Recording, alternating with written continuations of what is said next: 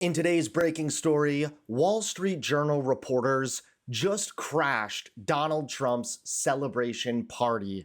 That's right, things keep getting worse and worse for Donald Trump. How's it going? My name is Hunter Avalone with Occupy Democrats. Welcome back to another video. Now, pretty much any time Republicans go on TV, they're setting themselves up to have their parties crashed, mainly by facts and logic. For example, this just happened on CNN. And that's why Attorney General Bondi was saying for months. Well, then tell me why for months she was saying that she's going to release the information tomorrow. We made the assumption that the judges would release the order and allow the evidence that they had that it could be heard. But it's all been sealed. And so if it's been a sealed case, we can't release it until the judges allow us to release it. And you would think common sense would play. That's why they asked for transparency. We want transparency. We want the judges to have transparency in this too. But remember, there was a plea deal that was struck in 2009, way before I was in office, way before Trump was even considering to be in office, way before Pam Bondi was in office, way before Kash Patel was director. 2009, there was a sweetheart plea deal that was made underneath the Obama administration with Epstein. Right. That's not and right. that sweetheart has not been exposed. No, it was 2000. Oh, it's not? Well, when was the case heard? It was 2008.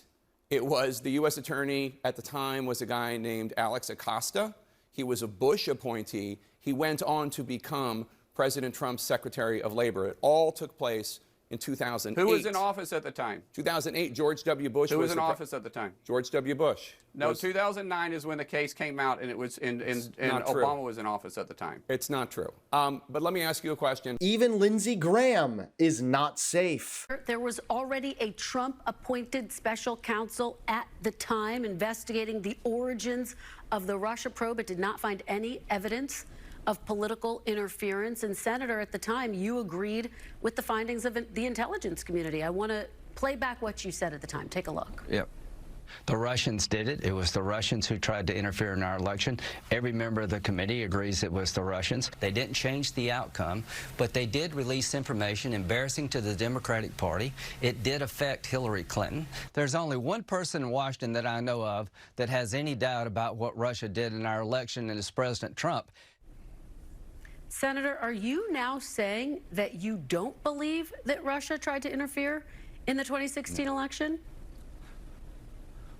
Well, what I am saying is that you left a lot out here. It's called the Horowitz Report.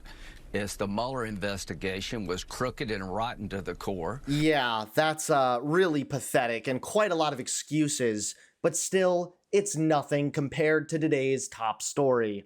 That's right, Wall Street Journal reporters just crashed Trump's celebration party.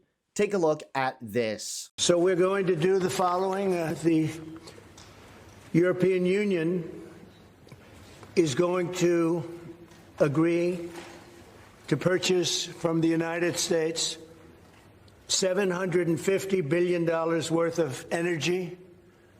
$750 billion worth of energy. They are going to agree to invest into the United States $600 billion more than they're investing already. So they're investing a large amount of money.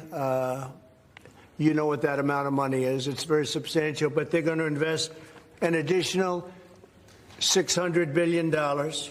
President Trump was all smiles this weekend, celebrating what he called a historic new trade deal with the European Union. But just as the champagne corks popped, reality came crashing down, courtesy of the conservative Wall Street Journal. In a scathing editorial released hours after the announcement, the Journal torched Trump's so-called victory, accusing him of trying to repeal the laws of economics with a deal that's already raising eyebrows. Here's what's in the agreement: a 15% tariff on goods the US imports from the EU, some relief on the 25% auto tariffs Trump previously enforced, and a continuation of the punishing 50% tariff on European steel and aluminum. But according to the Wall Street Journal, Trump's celebration is misguided. The editorial points out that the deal fails to address Trump's own complaints, things like Europe's digital privacy laws and strict food standards. Instead, it argues the president is choosing to tax American consumers under the guise of punishing Europe. The board wrote, "Making Americans pay more for drugs via the tariff is an odd way to punish Europe for its price controls that let it free ride on American drug innovation." The editorial also called out the logical inconsistency of Trump's allies, who are now defending the trade policy simply because it hasn't tanked the economy yet. But the board argues Trump himself has quietly retreated from other major trade battles, including his assaults on North American and reciprocal trade.